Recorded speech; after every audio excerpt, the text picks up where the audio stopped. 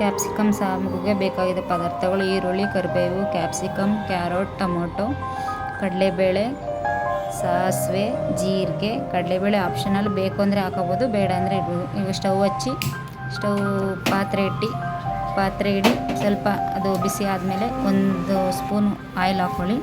ನಿಮಗೆ ಎಷ್ಟು ಆಯಿಲ್ ಬೇಕು, ಜಾಸ್ತಿ ಹಾಕಿದ್ರು ಜಾಸ್ತಿ ಹಾಕೋಬೋದು, ಕಮ್ಮಿ ಅಂದರೆ ಕಮ್ಮಿ ಹಾಕೋಬೋದು. ಈಗ 3 ಮಿಕ್ಸ್ ಮಾಡಿ ಒಂದೇ ಸಲ ಹಾಕ್ಕೊಂಡ್ರೆ ನೀಟಾಗಿ ಫ್ರೈ ಆಗುತ್ತೆ.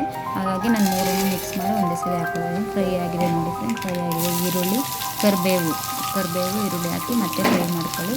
ಅದು ಸ್ವಲ್ಪ ಫ್ರೈ ಆಗೋ ತನಕ ಫ್ರೈ ಮಾಡ್ಕೊಳ್ಳಿ. ಮತ್ತು ಫ್ರೈ ಆಗಿದೆ ನೋಡಿ. ಇವಾಗ ಕ್ಯಾಪ್ಸಿಕಮ್ ಸಣ್ಣ ಕಟ್ ಮಾಡ್ಕೊಂಡಿದ್ದೀನಿ, ಅದು ಹಾಕೋತಾ ಇದ್ದೀನಿ. ಕ್ಯಾಪ್ಸಿಕಮ್ ಫುಲ್ ಹಾಕ್ಕೊಳ್ಳಿ, ಅಂದರೆ ಸಣ್ಣ ಕಟ್ ಮಾಡ್ಕೊಳ್ಳಿ. ದಪ್ಪ ಅಂದರೆ ಬೇಗ ಬೇಯಲ್ಲ. ಸಣ್ಣ ಕಟ್ ಮಾಡಿಕೊಂಡ್ರೆ ಎಣ್ಣೆಲಿ ಎಷ್ಟು ಫ್ರೈ ಮಾಡ್ತೀರೋ ಅಷ್ಟು ನಿಮಗೆ ಟೇಸ್ಟ್ ಬರುತ್ತೆ ನೋಡಿ. ಸ್ವಲ್ಪ ನೀಟಾಗಿ ಎಣ್ಣೆ ಫ್ರೈ ಆಗೋ ಫ್ರೈ ಮಾಡಿ ಸ್ವಲ್ಪ ಸಾಲ್ಟ್ ಹಾಕ್ಕೊಳ್ಳಿ. ಸಾಲ್ಟ್ ಹಾಕಿದ್ರೆ ಬೇಗ ನಿಮಗೆ ಫ್ರೈ ಆಗುತ್ತೆ ನೋಡಿ. ನಿಮಗೆ ಕಲರೆಲ್ಲ ಚೇಂಜ್ ಆಗ್ತದೆ. ಆಗಿದೆ ಇವಾಗ. ಸ್ವಲ್ಪ ಹಾಫ್ ಟೊಮೊಟೊ ಕಟ್ ಮಾಡ್ಕೊಂಡಿರೋದು, ಹಾಫ್ ಟೊಮೊಟೊ ಹಾಕೋತಾ ಇದ್ದೀನಿ. ಅದನ್ನು ನೀಟಾಗಿ ಮಿಕ್ಸ್ ಮಾಡಿದ ತಕ್ಷಣ ಅದು ಸ್ವಲ್ಪ ಟರ್ಮರಿಕ್ ಪೌಡರ್ ಹಾಕ್ಕೊಳ್ಳಿ. ಅದು ಫ್ರೈ ಆಗ್ತದೆ. ಟರ್ಮರಿಕ್ ಪೌಡರ್ ಹಾಕಿ ಚಿಟಿಕೆಯಷ್ಟು ಟರ್ಮರಿಕ್ ಪೌಡರ್ ಹಾಕ್ಕೊಂಡು ಅದನ್ನು ಚೆನ್ನಾಗಿ ಫ್ರೈ ಮಾಡಿ ಫ್ರೈ ಆಗಿದೆ. ಈಗ ತುರಿದಿರೋ ಕ್ಯಾರೆಟ್ ಹಾಕೋತಾ ಇದ್ದೀನಿ.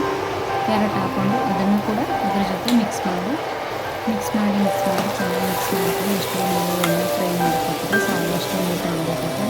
ಈಗ ಅದು ಎಲ್ಲ ಫ್ರೈ ಆಗಿದೆ. ನಾನು ನೀರು ಹಾಕೋತಾ ಇದ್ದೀನಿ. ನಿಮಗೆ ಎಷ್ಟು ನೀರು ಬೇಕು, ನಿಮ್ಗೆ ಎಷ್ಟು ಅನ್ಕೊಂಡು ನೀರು ಬೇಕು ಅಷ್ಟು ನೀರು ಜಾಸ್ತಿ ಮಾಡ್ತೀನಿ. ನಾನು ಮಾಡ್ತಿರೋದು 4 ಜನಕ್ಕೆ ಇಟ್ಟರೆ ನನಗೆ ಎಷ್ಟು ಸಾಕು. ಅದೆಲ್ಲ ಆದಮೇಲೆ ಮಿಕ್ಸ್ ಮಾಡಿದ್ಮೇಲೆ ಧನಿಯಾ ಪೌಡ್ರ್ 1 ಸ್ಪೂನ್ ಗರಂ ಮಸಾಲೆ ಹಾಕೊಳ್ಳಿ. ಗರಂ ಮಸಾಲೆ ಬೇಕು ಅಂದರೆ ಹಾಕೊಳ್ಳಿ ಅಂತ, ಬೇಡ ಅಂದರೆ ಧನಿಯಾ ಪೌಡರೇ ಸಾಕು. ಎಲ್ಲ ಹಾಕಿ ಮಿಕ್ಸ್ ಮಾಡಿ ನೀಟಾಗಿ ಮಿಕ್ಸ್ ಮಾಡಿದ ತಕ್ಷಣ ಸಾಲು ಒಂದು ಅದಕ್ಕೆ ಬರುತ್ತೆ. ಕುದಿ ಆದಮೇಲೆ ನೋಡಿ ಈ ಥರ ಆಗಿದೆ.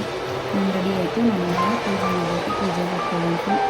ಇವತ್ತು ನಮ್ಮನೆ ಪೂಜೆ ದೇವರಿಗೆ ನಾನು ಪೂಜೆ ಮಾಡ್ಕೊತಾ ಇದ್ದೀನಿ. ಪೂಜೆ ಎಲ್ಲ ಆಯಿತು. ಪೂಜೆ ಎಲ್ಲ ಆದಮೇಲೆ ನನ್ನ ಮಗಳು ಸ್ಕೂಲಿಗೆ ಹೋಗ್ತಾಳೆ. ಅವ್ಳು ತಿಂಡಿ ಕೊಡಬೇಕು. ಅವ್ಳಿಗೆ ತಿಂಡಿ ಕೊಟ್ಟು ಏನು ಅಂತ ಕೇಳ್ತೀನಿ. ಬನ್ನಿ ಫ್ರೆಂಡ್, ಟೇಸ್ಟ್ ಯಾವ ಥರ ಇದೆ ಅಂತ ಕೇಳ್ತೀನಿ. ನೀವು ನೋಡಿ ಹೇಗಿದೆ ಹೇಳಿ.